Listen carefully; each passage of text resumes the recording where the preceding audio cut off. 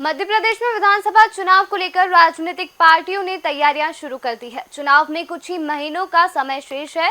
भाजपा ने 39 सीटों की एक सूची जारी कर दी है। वहीं कांग्रेस भी अपनी सूची जारी करने की तैयारी में है। गुना जिले के बमोरी विधानसभा सीट मध्य प्रदेश की एक ऐसी विधानसभा है जिसे केंद्रीय मंत्री ज्योतिरादित्य सिंधिया की प्रतिष्ठा वाली सीट मानी जाती है। यहाँ से उनके खास कहे जाने वाले महेंद्र सिंह सिसोदिया वर्तमान में विधायक है और मध्य प्रदेश के पंचायत एवं ग्रामीण मंत्री का दायित्व संभाल रहे हैं। वहीं कांग्रेस के राष्ट्रीय महामंत्री और राघवगढ़ के राजा दिग्विजय सिंह की भी प्रतिष्ठा इस सीट पर मानी जा रही है। यहां से कांग्रेस के भावी उम्मीदवार के रूप में ऋषि अग्रवाल का नाम सामने आया है। विधानसभा चुनाव का है, निकट समय में विधानसभा चुनाव होने वाले हैं। ऐसे में गुना जिले का बमोरी विधानसभा क्षेत्र काफी महत्वपूर्ण माना जाता है, क्योंकि यहाँ से वर्तमान में सिंधिया के सभ्य सलाहकार महेंद्र सिंह सिसोदिया पंचायत एवं ग्रामीण विकास मंत्री हैं। वहीं पूर्व में इस विधानसभा क्षेत्र से भाजपा सरकार में मंत्री रहे के.एल. अग्रवाल जी के सुपुत्र ऋषि अग्रवाल जी भी विधानसभा के कांग्रेस के भावी उम्मीदवार के रूप में देखे जा रहे हैं और उन्होंने निरंतर क्षेत्र में घूमना दौरा करना शुरू कर दिया है। बहुत सारे सवाल हमारे पास हैं, उन तमाम सवालों को लेकर हम बात करेंगे ऋषि अग्रवाल से कि उनका विधानसभा चुनाव में क्या रणनीति रहेगी, किस तरीके से वो चुनाव लड़ेंगे। ऋषि अग्रवाल जी, बहुत निकट भविष्य में चुनाव आने वाले हैं और आप निरंतर क्षेत्र बमोरी विधानसभा में संपर्क कर रहे हैं, क्या रणनीति लेकर आप चुनाव मैदान में हैं? बमोरी में जो विकास है, विकास की सबसे बड़ा मुद्दा है। बमोरी में जो भ्रष्टाचार है, बमोरी का जो भ्रष्टाचार खत्म होना चाहिए। आज जो पंचायत लेवल पर भ्रष्टाचार पहुंच चुका है, वो भ्रष्टाचार खत्म होना चाहिए। और बमोरी में जो पिछले 10 साल से कोई भी विकास कार्य नहीं हुए हैं, हर आम आदमी परेशान है, उसकी सुनवाई नहीं हुई है, ये सबसे बड़े मुद्दे हैं। अच्छा, 2018 के जो मुद्दे थे उनके बाद में 2018 के बाद में जी क्या रणनीति लेकर कांग्रेस चुनाव मैदान में आ रही है?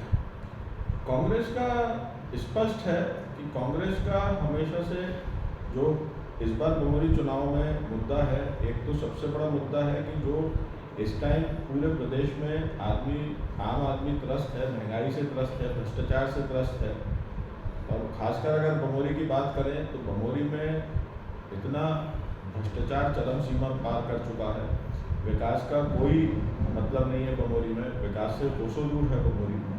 तो सबसे बड़ा मुद्दा तो बमोरी में अगर कोई है तो वो भ्रष्टाचार है और विकास है। क्या कमलनाथ जी के नेतृत्व में मध्य प्रदेश का कांग्रेस का चुनाव लड़ा जाएगा? बिल्कुल 100% माननीय कमलनाथ जी के नेतृत्व में कांग्रेस मध्य प्रदेश का चुनाव लड़ा जाएगा। जब मध्य प्रदेश सरकार की लाडली बहना योजना और कांग्रेस की नारी सम्मान जी में क्या अंतर है? मध्य प्रदेश की जो, अगर इसको ऐसे देखें कि मध्य प्रदेश में जो अभी सरकार ने योजना चलाई है, लाडली बहना योजना, वो तो सिर्फ एक उनका चुनावी स्टंट है, इसके अलावा कुछ नहीं। उन्हें मालूम था कि जो निश्चित रूप से जो मध्य प्रदेश विधानसभा चुनाव आएंगे उसमें भारतीय जनता पार्टी की हार है, तो उनका तो वो मुद्दा सिर्फ एक वोट खरीदने का मुद्दा है। और जी, मध्य प्रदेश में पटवारी घोटाला, महाकाल घोटाला और अन्य घोटाले हुए हैं पिछले 20 सालों में, इनको लेकर आप क्या कहना चाहेंगे? मैं यही कहूँगा कि इस टाइम मध्य प्रदेश में चाहे कोई भी विभाग हो, उसमें भ्रष्टाचार चरम पे है। और जो घोटाले हैं, जैसे व्यापम घोटाला, मध्य प्रदेश में क्या भारत में ये सबसे बड़ा घोटाला हुआ, व्यापम घोटाला, उसके बाद पटवारी घोटाला हुआ, उसके बाद पुलिसकर्मी घोटाला हुआ, कभी कोई एग्जाम का पेपर लीक हो जाता है, कभी कोई एग्जाम का पेपर लीक हो जाता है। तो मध्य प्रदेश में तो इस टाइम युवाओं के भविष्य के साथ सबसे ज़्यादा खिलवाड़ कर रही है सरकार। इसी प्रकार से पंचायत एवं ग्रामीण विकास मंत्री महेंद्र सिंह सिसोदिया का कहना है कि उन्होंने बमोरी विधानसभा क्षेत्र में लगभग 22,500 करोड़ के काम कराए हैं, विकास कार्य कराए हैं, तो आप उसको किस रूप में देखते हैं? मेरा तो आपसे इतना कहना है कि आप मेरा अनुरोध स्वीकार करें, मेरे संग बमोरी में चलें, पंचायतों की हालत देखें, रोडों की हालत देखें। बमोरी में पिछले 10 सालों में कोई भी ना डैम बना है, ना बमोरी में लाइट की प्रॉपर व्यवस्था है। जो भी काम हुए हैं वो उस टाइम जब मेरे पिता मंत्री रहे 2003 से लेकर 2013 तक, जब वो विधायक और मंत्री के रूप में उन्होंने बमोरी में काम किया, तो उस टाइम बमोरी में हर क्षेत्र में, चाहे वो शिक्षा का क्षेत्र हो, चाहे वो विद्युत का क्षेत्र हो, चाहे वो आप बोले पानी का क्षेत्र हो, तालाबों का निर्माण हो, रोडों का हो, सिंचाई का हो, उन्होंने हर क्षेत्र में बमोरी में काम कराया। क्योंकि हम लोग की जो मानसिकता है वो सिर्फ विकास करने की और जन सेवा करने की है। और इस टाइम अगर हम जो बात कर रहे हैं कि 22,500 करोड़ का विकास, तो आप कृपया अगर बमोरी जाके देखें, इवन जो बमोरी का हेडक्वार्टर है उसको देखें, तो आपको खुद को समझ में आएगा कि उसमें 22,500 करोड़ का विकास पूरी बमोरी विधानसभा में हुआ है कि नहीं हुआ। ये विकास सिर्फ कागजों में है, और ये विकास अगर हुआ होगा तो ये इसका भ्रष्टाचार है और कुछ नहीं। बमोरी में आपके पिताजी भी मंत्री रहे, काफ़ी पिछड़ा इलाका बमोरी है, वहाँ आज तक कोई ना कॉलेज है, ना टेक्निकल सुविधाएं कोई हैं, वहाँ के बच्चे 60-100 किलोमीटर से यहाँ गुना पढ़ने आ रहे हैं। इसके लिए आपकी क्या योजना रहेगी? देखिए, मैं आपको बताऊं, सबसे पहले अगर अपन बात करें कि बमोरी पिछड़ा इलाका है जो आपने बोला, बमोरी की स्थिति जो 2003 के पहले थी, 2003 के पहले मेरे पिता 2003 में पहली बार बमोरी से, या उस टाइम बमोरी और गुना एक ही था, तो उस टाइम पहली बार विधायक चुने गए थे। तो क्योंकि बमोरी जो क्षेत्र है पूरा कृषि आधारित क्षेत्र है, और वहाँ पे सबसे पहले जो उस टाइम हम लोग की प्रायोरिटी थी कि जल और विद्युत, उसके लिए हम लोगों ने पूरी तरीके से प्रयास किया। और जहाँ तक एजुकेशन की बात है, उस टाइम पे काफ़ी स्कूलों के लिए, शिक्षा के लिए काम किया कि काफ़ी प्राइमरी स्कूल खुले, हाई सेकेंडरी स्कूल खुले, स्वास्थ्य के लिए काम किया। तो हम तो हमेशा विकास हमारा फोकस है, सेवा हमारा फोकस है।